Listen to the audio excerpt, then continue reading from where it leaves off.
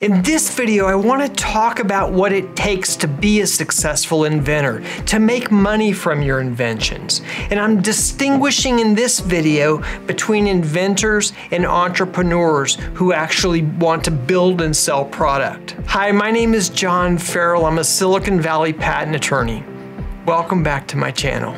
Over the years, we've filed more than 10,000 patent applications. In working with so many inventors, I've had a chance to observe some differences between those inventors who've been successful with their inventions and some of those who've not. First of all, I want to distinguish between inventor and entrepreneur.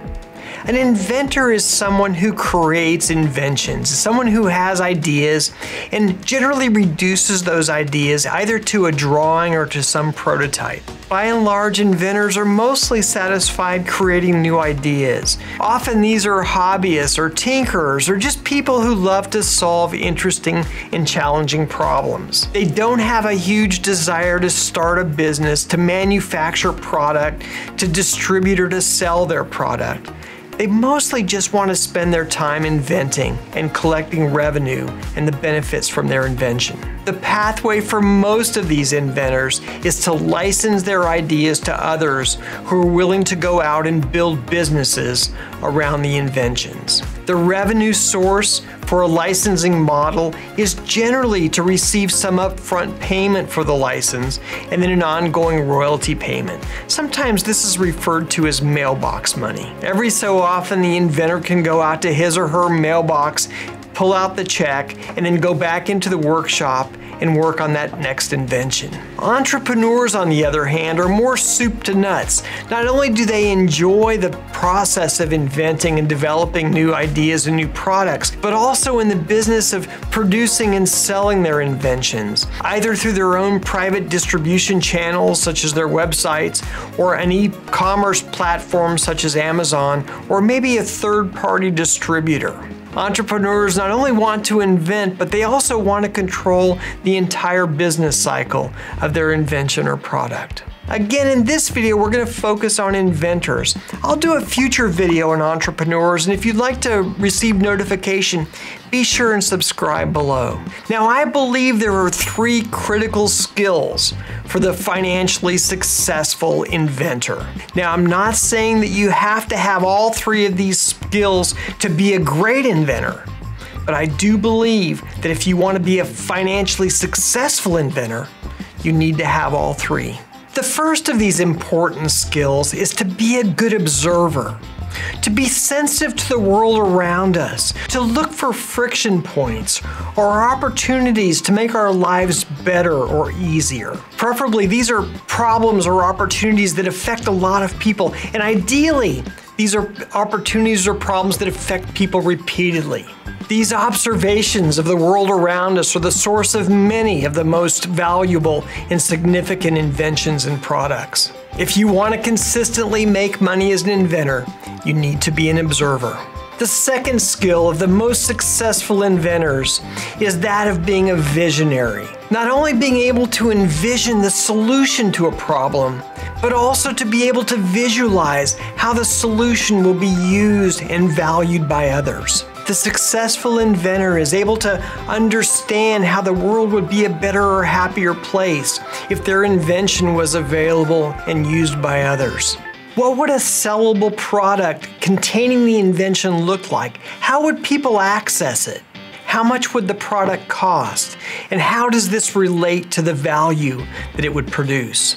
And finally, the third skill of the financially successful inventor is that of being a communicator. Being able to bridge the present-day observations to the future vision. What would the bigger future look like if their inventions, their products, were available to others? And importantly, how would a licensee be able to turn their idea into a profitable product that others would want to buy?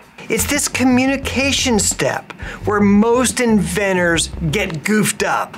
I get so many messages and phone calls from inventors who say, John, I just got this new patent or this new group of patents, and I've sent my patents to these manufacturers, but I never hear back from them, or they just reject my request for a meeting. What's going wrong? Why don't they want my patents? What's going wrong is that they're confused about what they're selling. Nobody wants their patents. What they want is their products. What they want is better sellable innovations for their customers that will make the lives of their customers better and happier. What they're looking for is products, not patents. When you contact a company and you send them a copy of the patent, more likely than not, the patent's going to be referred over to the legal department. The company's just going to armor up and feel threatened. It's important to understand that patents are legal documents. They're like cease and desist orders. You send patents to infringers, not to potential partners or customers. Yes, it's important to have patents because you may need patents if your future partners decide to go around you or to proceed in selling your product without paying you. But trying to open a business relationship by sending the implicit threat of a patent lawsuit is something that you might see in a mafia movie. Here's my patent. Let me make you a deal you can't refuse.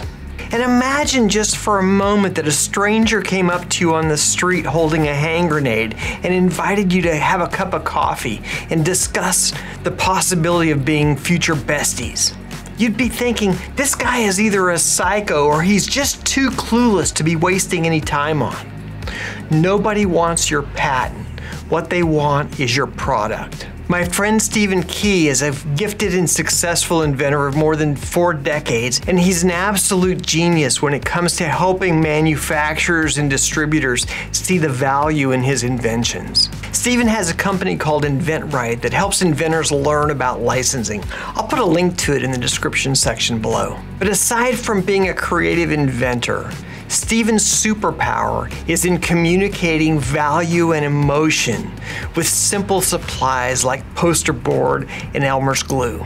I've watched Stephen in the past, for example, with his inventions, where he would choose a toy company, for example, and he would mock up packaging for that specific toy company so convincing that I'm sure that the leaders of that company, the executives of that company, were absolutely convinced that this was a product that was already on their shelves. One of the things that has made him so successful is his ability to help licensees envision what his inventions will look like as their products. As a successful inventor, it's important that you be able to help your manufacturers and your licensees envision how your inventions will be future successful products.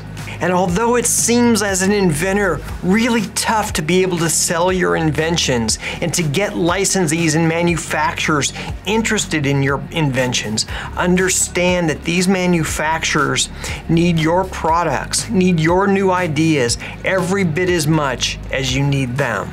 Okay, that's really all I have to say today about inventing for money.